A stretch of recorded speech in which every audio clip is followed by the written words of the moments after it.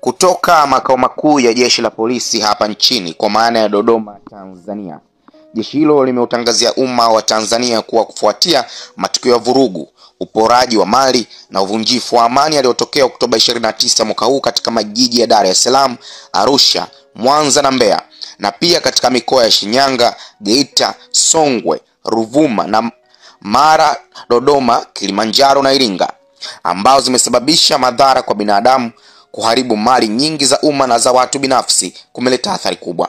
Taarifa iliyotolewa na msemaji wa jeshi hilo Novemba 7 mwaka huu imeeleza kuwa mbali na athari kwa uhai na maisha ya watu, waliofanya uhalifu huo pia wameharibu na kuchoma moto mali za umma kama vile ofisi za TRA, TAKUKURU, mahakama, ATM za baadhi ya benki, vituo vya polisi, vituo vya mabasi ya mwendo kasi kutoka Kimara Mwisho hadi Magomeni na kutoka Magomeni hadi Moroko, ofisi za serikali za mitaa, kuchoma moto barabara za lami na za zege kwa kutumia matairi na majengo kadhaa ya Chama cha Mapinduzi CCM. Aidha, jeshi la polisi limeendelea kueleza kuwa baadhi ya mali za watu binafsi zimeharibiwa na kuchomwa moto kama vile vituo vya mafuta, maduka mbalimbali, magari makubwa na madogo. Pia wamehusika kufanya uporaji wa mali na pesa za watu kutoka maeneo mbalimbali ya biashara.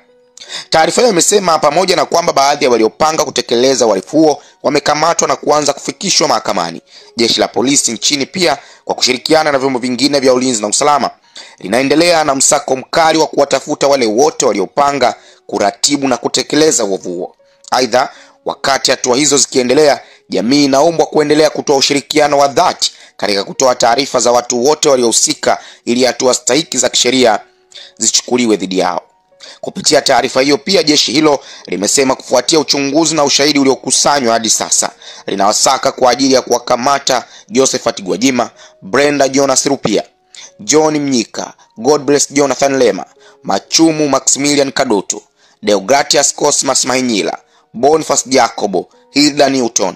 Awadi Kalonga na Amani Golugwa, ambapo watu hao wametakiwa kujisalimisha katika vituo vya polisi mara moja pindi waonapo taarifa hiyo popote pale walipo.